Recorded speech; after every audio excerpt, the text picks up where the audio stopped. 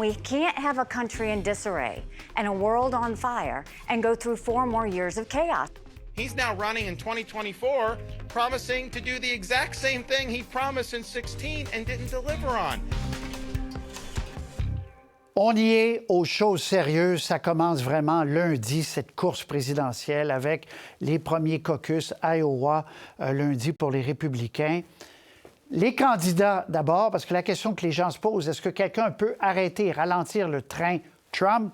Alors, les candidats, les voici. Donald Trump, Nikki Haley, Ron DeSantis, Ramaswamy, Hutchison. Et la nouvelle de la dernière heure, c'est que Chris Christie vient de lancer la serviette. Ça peut, Azeb, bonsoir, ça peut changer quand même considérablement les choses au New Hampshire, où Chris Christie avait des bons points, si jamais ces points-là allaient à Nikki Haley, par exemple. Donc, les choses commencent à bouger, là.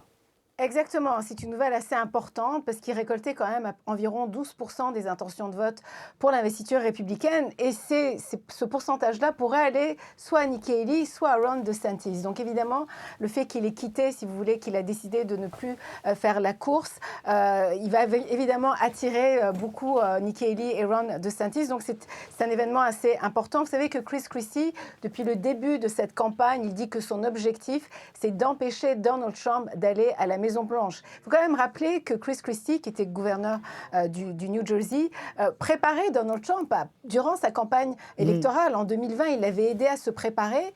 Et là, pour 2024, il s'est vraiment opposé à lui. Il veut absolument qu'il ne se présente pas. Il a déjà dit que c'était un danger pour la démocratie. Je vous propose d'écouter un extrait de Chris Christie. I want to promise you this. I am going to make sure that in no way do I enable Donald Trump to ever be president of the United States again. And that's more important than my own personal ambition. Bon, pardonnez-moi. Lundi, à Iowa, Trump va très certainement l'emporter. New Hampshire, vous avez montré le sondage, c'est intéressant parce que Nikki Haley pourrait surprendre. Mais de façon globale, quand on regarde le sondage, ça c'est le New Hampshire, ça c'est intéressant, mais de façon globale, Trump est largement en avance encore, là. Oui, tout à fait. Écoutez, le dernier sondage de Reuters, on parle de 49% des intentions de vote. Et puis, si on pense à un autre sondage, 538, eux, ils le placent carrément à 61% des intentions de vote. Ce qui est assez incroyable pour l'Iowa, Patrice, c'est que la gouverneure de cet État-là a déjà affirmé qu'elle soutenait Ron DeSantis, mais Donald Trump demeure toujours en avance. Pour le New Hampshire, c'est Nikki Haley. Et ce qui est assez incroyable sur Nikki Haley, c'est que depuis le mois de novembre, elle a avancé de 20 points. Là, elle est à 32%. Donald Trump est à 39%. Donc, elle est en train vraiment de faire une montée assez fulgurante. Et évidemment, ce qu'ils espèrent, c'est que Donald Trump va peut-être se retirer de cette campagne et que finalement, elle va être un peu la solution, l'alternative à Donald Trump. Mais Ron DeSantis n'a pas encore lâché le coup, si vous voulez. Le test de l'AEA va être extrêmement important pour lui parce qu'il bénéficie quand même de l'appui de la gouverneure. Donc, si il réussit à dépasser Nikki Haley en Iowa, c'est de bon augure pour lui. Sinon, peut-être que lui aussi va devoir laisser tomber cette course-là. Vous nous avez préparé, Azeb, un reportage sur les autres, donc Nikki Haley et DeSantis, qui vont débattre ce soir à CNN. Trump n'est jamais dans ces débats. Il a préféré aller à Fox.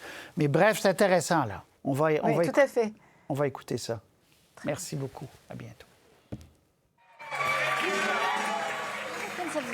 Le compte à rebours a démarré à moins d'un an des élections présidentielles. Donald Trump est toujours en tête du peloton à quelques jours des primaires républicaines.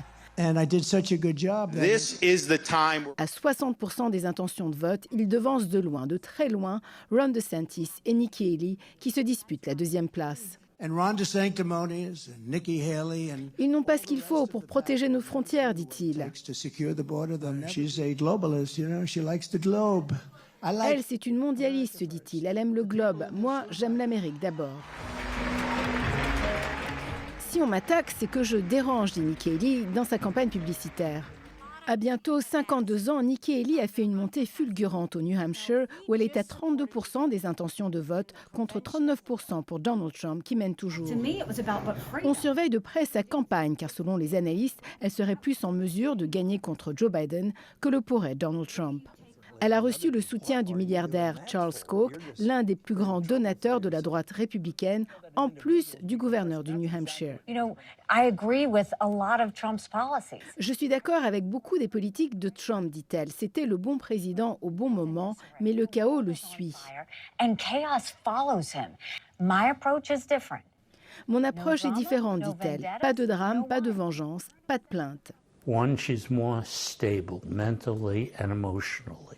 Elle est plus stable mentalement et émotionnellement que Donald Trump, dit ce politologue. C'est une conservatrice, mais plus modérée. But her views are slightly more moderate than Trump. Ancienne gouverneure de la Caroline du Sud et ancienne ambassadrice aux Nations Unies, elle est à l'aise sur les questions internationales. Elle est en faveur d'un appui massif à l'Ukraine et la destruction du Hamas. C'est Dick Cheney en talons hauts, dira un de ses rivaux. Une musique dynamique même si la campagne de DeSantis bat de l'aile. Malgré de grandes attentes, le gouverneur de la Floride, 45 ans, aura surtout essuyé des revers. Il est aujourd'hui au coude à coude avec Nikki Haley. L'ancien Marine veut mener sa guerre culturelle à la Maison-Blanche. Nous choisissons l'éducation au lieu de l'endoctrinement, dit-il, la loi et l'ordre et la responsabilité fiscale.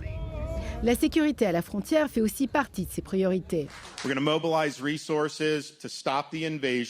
Nous allons mobiliser nos ressources pour arrêter l'invasion, dit-il, en promettant de construire un mur.